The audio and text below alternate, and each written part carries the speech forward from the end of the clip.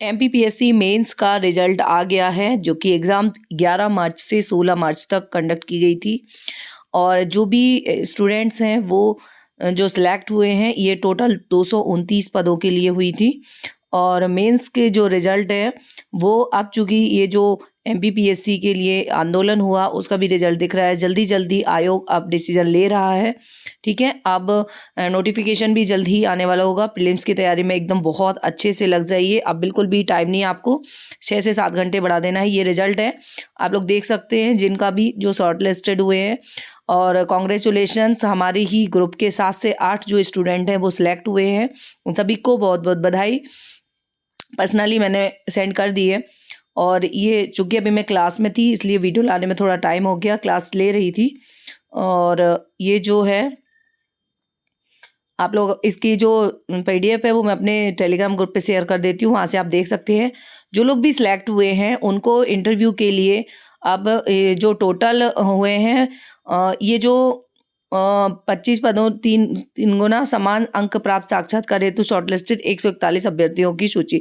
तो ये part A और पार्ट बी का, पार्ट ए का भी आपने देख लिया है, ये पार्ट बी के हैं जो कि कैंडिडेट सिलेक्ट हुए हैं। थोड़ा गला ख़राब है मेरा, इसलिए आवाज़ थोड़ी सी प्रॉब्लम दे रही है।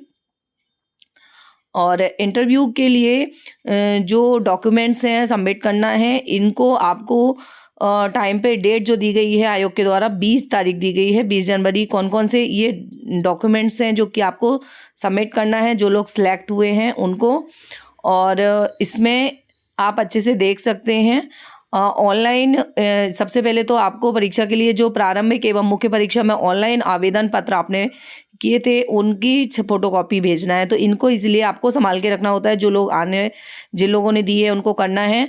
उपरोक्त परीक्षा के प्रारंभिक एवं मुख्य परीक्षा के प्रवेश पत्र की छाया प्रति, ठीक है। तो जो आपका एडमिट कार्ड है उसकी फोटोकॉपी, और उपयुक्त पत्रक 1 मूल प्रति, उपस्थिति पत्रक 1 मूल प्रति। व्यक्तिगत विवरण में आपको एक मूल प्रति, 5 व्यक्तिगत विवरण पत्रक भरना है, और इसमें 5 छाया प्रतियाँ केवल मूल प्रति पर नंबरिंग अंकित करना है, छाया प्रतियों पर नंबर अंकित नहीं करना है, ठीक है। और अनुप्रमाणन फॉर्म, ये सब कैसे भरना है, क्या करना है, कि कोई डाउट है तो आप पूछ सकते हैं। और मैं भी अभी आपको वीडियो बना के 1-2 दिन में आपको बता दूंगी कि किस तरह से अनुप्रमाणन फॉर्म भरना है, क्या करना है।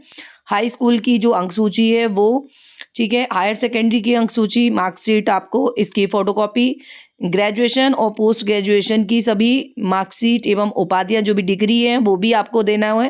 तो यदि, ठीक है। और मुख्य परीक्षा हेतु ऑनलाइन आवेदन करने की अंतिम तिथि जो है 25 फरवरी तक जारी अंक सूची एवं उपाधि, ठीक है। तो आपकी जो भी मार्कशीट है और ये उपाधि है, ये 25 फरवरी 2024 तक की ही जो है वो आपको लेना है। और उसके बाद की जो है वो मान्य नहीं होगी, है ना। और मध्य प्रदेश शासन की सेवा में सेवारत होने की स्थिति में शासकीय सेवक हेतु अभिवचन पत्र, घोषणा पत्र किसी भी चयन या परीक्षा में अगर विवर्जित नहीं हुए हैं तो उसका घोषणा पत्र एक भरना है। मध्य प्रदेश का मूल निवासी होने की स्थिति में अन्य पिछड़ा वर्ग के अभ्यर्थी में क्रीमी लेयर की अंतर्गत आने के, तो जो भी आप इनमें से यदि क्राइटेरिया फुलफिल करते हैं तो आपको ये वाला भी भरना है। मध्य प्रदेश के मूल निवासी होने की स्थिति में मध्य प्रदेश राज्य का रोजगार कार्यालय का जीवित पंजीयन छात्र प्रमाण पत्र, ठीक है, ये आपको जरूर भरना है सभी को। मूल निवासी स्थानीय निवासी पत्र होने की में प्रमाण पत्र में यदि आप एमपी के हैं तो एमपी वालों को इतनी चीजें करना है। और आयोग कार्यालय में अभिलेख प्रस्तुत करने की अंतिम तिथि तक जारी प्रमाण पत्र, ये है स्थानीय निवासी प्रमाण पत्र, ठीक है। और इसके अलावा महिला आवेदकों हेतु विवाह के बाद उपनाम, यदि आपका सरनेम चेंज होता है तो उसका शपथ पत्र की छाया प्रति, ठीक है। ये भी आपको शादी के बाद यदि जो लड़कियां हैं तो, क्योंकि बाद में अब उनके जो हस्बैंड हैं उनके नाम का यदि आपने सरनेम चेंज किया है तो वो भी आपको डालना है, क्योंकि बाद में यहाँ पे गड़बड़ी हो जाती है जब फाइनल सिलेक्शन होता है तो। और अब मध्य प्रदेश के मूल निवासी होने की स्थिति में ईडब्ल्यूएस की कैटेगरी में ऑनलाइन आवेदन के वित्तीय वर्ष 2023 और 24 के अंतर्गत ईडब्ल्यूएस के वैध प्रमाण पत्र, ठीक है। तो यदि ईडब्ल्यूएस क्राइटेरिया में आप आते हैं, ईडब्ल्यूएस का सर्टिफिकेट है तो 2023-24 का जारी, ठीक है, ये वाला आपको जो EWS सर्टिफिकेट है वो भी लगाना है। मध्य प्रदेश शासन की सेवा में सेवारत शासकीय सेवक हेतु विभाग द्वारा जारी अनापत्ति प्रमाण पत्र, ठीक है। तो यदि गवर्नमेंट सर्विस है तो जो अनापत्ति प्रमाण पत्र होता है, जो लोग गवर्नमेंट एम्प्लॉई हैं पहले से सर्विस में हैं उनके लिए अनापत्ति प्रमाण पत्र लगाना है, ठीक है। और इसके अलावा भूतपूर्व सैनिक होने की स्थिति में यदि आप सैनिक कैटेगरी में हैं तो प्रारंभिक परीक्षा के ऑनलाइन आवेदन करने की अंतिम तिथि, ठीक है। इसमें से आप लोग जो भी कैटेगरी में आते हैं, यदि आपको कहीं डाउट हो रहा है तो आप हमें पर्सनली टेलीग्राम पे कांटेक्ट कर सकते हैं कि आपको कौन कौन से लगाना है, ठीक है। लेकिन आपको डेट के पहले आपको दे देना है सारे, ठीक है, लास्ट डेट के पहले।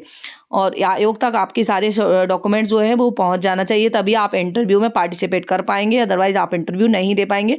और जो आपको लेट फीस जो होती है वो बहुत ज़्यादा होती है, तो वो भी हज़ारों में आपको 25,000 तक देना पड़ेगी। दिव्यांग अभ्यर्थी होने की स्थिति में दिव्यांग का सर्टिफिकेट और अभ्यर्थी का स्वयं का पहचान पत्र, जिसमें आधार कार्ड, मतदाता पैन कार्ड, इसमें से कोई भी एक जो दिए हैं, इनमें ड्राइविंग लाइसेंस कोई भी एक हो सकता है। और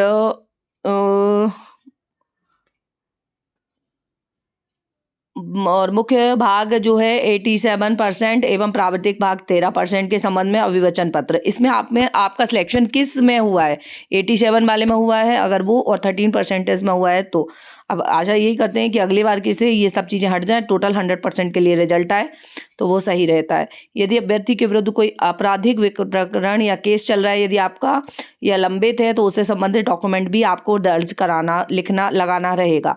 कोई भी आपका केस चल रहा है तो वो भी आपको लगाना पड़ेगा, अदरवाइज बाद में आपको प्रॉब्लम हो सकती है। अन्य कोई आवश्यक दस्तावेज की छाया प्रतियां जो भी अभ्यर्थी प्रस्तुत करना चाहते हैं, कुछ जो है वो इसमें है। तो इस तरीके से आपको ये फॉर्म भरना होगा और अभ्यर्थी के साइन रहेंगे यहाँ पे।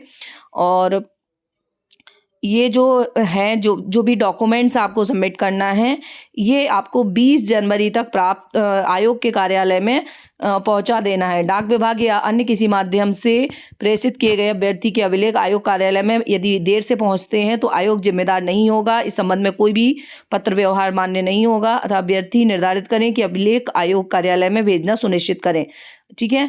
तो आपको टाइम से पहले ही, 20 जनवरी के पहले ही सारे डॉक्यूमेंट जो है अच्छे से आपको फाइल जैसी बना के और एक सबमिट कर देना है। उसके बाद आपको यदि नहीं करते हैं तो निर्धारित तिथि के बाद पहले 5 दिवस में 3,000 रुपये, और अगर निर्धारित तिथि के 10 दिन बाद अगर आप करते हैं, 6 से 10 दिन के बाद, तो आपको 25,000 तक रुपये एक्स्ट्रा जो लेट फीस है वो देना होगी। इसलिए इन सब चीज़ों से बचते हुए आप लोग टाइम से अपने फॉर्म जो हैं वो ये डॉक्यूमेंट सबमिट कर दें। और महत्वपूर्ण जो टिप्स जो आपके लिए इंटरव्यू के लिए साक्षात्कार हेतु उपयुक्त जो शॉर्टलिस्टेड सूची पूर्णता प्रावधिक है। यदि अभ्यर्थी राज्य सेवा परीक्षा 2023 के लिए अधिसूचित नियमों और शर्तों का पूर्ण नहीं करते हैं तो साक्षात्कार हेतु उनकी अर्हता स्वतः ही समाप्त हो जाएगी, ठीक है। तो इसमें कोई भी गलती नहीं करना है, क्योंकि पिछले साल एक स्टूडेंट जो है वो रह गया था, एक उसने डॉक्यूमेंट्स नहीं लगाया था, तो इसमें बिल्कुल सावधानी आपको बरतना है। आरक्षित वर्ग, क्योंकि बड़ी मुश्किल से इसमें सिलेक्शन होता है। आरक्षित वर्ग के वे अभ्यर्थी जिनका प्राप्तांक अनारक्षित वर्ग के प्राप्तांकों के बराबर या अधिक है, उन्हें नियमानुसार मुख्य एवं प्राविधिक दोनों ही भागों में अनारक्षित वर्ग में लघु सूचित किया शॉर्टलिस्टेड किया जाएगा, ठीक है। लघु सूचितकृत मतलब शॉर्टलिस्टेड किया जाएगा, है ना। तो जो आरक्षित वर्ग के अभ्यर्थी हैं रिजर्व कैटेगरी के, और अनारक्षित वर्ग के प्राप्तांकों के अगर इक्वल है या उससे अधिक है, तो उनको अनारक्षित में ही शॉर्टलिस्टेड किया जाएगा, ठीक है। दोनों ही में, प्राविधिक में भी और मुख्य में भी। आरक्षित वर्ग के भी महिला अभ्यर्थी जिनके प्राप्तांक अनारक्षित वर्ग के महिलाओं के प्राप्तांकों के बराबर या अधिक हैं, उनके नियमानुसार मुख्य या प्राविधिक दोनों ही भागों में अनारक्षित महिला वर्ग में शॉर्टलिस्टेड किया जाएगा, ठीक है। तो राज्य सेवा परीक्षा 2023 के साक्षात्कार हेतु दिनांक पृथक से घोषित की जाएगी, ठीक है। किसका इंटरव्यू कब होना है वो डेट जो है वो अलग से मिलेगा, और आपके लिए पर्सनल भी आ जाएगा, ठीक है। अभी तो आपको फॉर्म सबमिट करना है 20 जनवरी के पहले। और न्यायालयीय प्रकरण का अंतिम चयन परिणाम माननीय न्यायालय के अंतिम निर्णय के अधीन होगा। ऑनलाइन आवेदन पत्र में त्रुटि या अपूर्ण असत्य जानकारी देने या आयोग द्वारा जारी विज्ञापन में चाही गई वांछित औपचारिकताएं पूर्ण न करने के परिणामस्वरूप स्वयं चयन के किसी भी स्तर पर अभ्यर्थी की उम्मीदवारी निरस्त की जा सकेगी। ठीक है। साक्षात्कार हेतु प्राविधिक रूप से लघु सूचित किए गए या शॉर्टलिस्टेड अभ्यर्थियों को सूची आयोग की वेबसाइट पर मिल जाएगी। और कट ऑफ जो है वो परीक्षा में सम्मिलित अभ्यर्थियों के प्राप्तांक अंतिम चयन परिणाम घोषित होने के बाद ही प्रदर्शित किए जाएंगे। ठीक है। जो फाइनल रिजल्ट आ जाएगा उसके बाद ही कट ऑफ बताया जाएगा कि कट ऑफ कितना रहा है।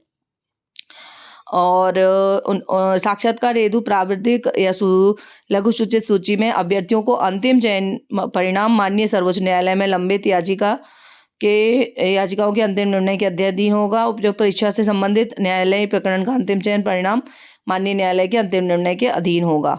ठीक है। तो ये चीज़ें जो हैं ये कुछ इंपॉर्टेंट चीज़ें हैं जो कि आपको ध्यान रखना है। मेन अभी आपको काम यही करना है जिन लोगों का सिलेक्शन हुआ है, ये जो अभिलेख है, ये जो अपने डॉक्यूमेंट्स हैं वो आपको 20 जनवरी तक निम्न पते पर भेजना सुनिश्चित करना है।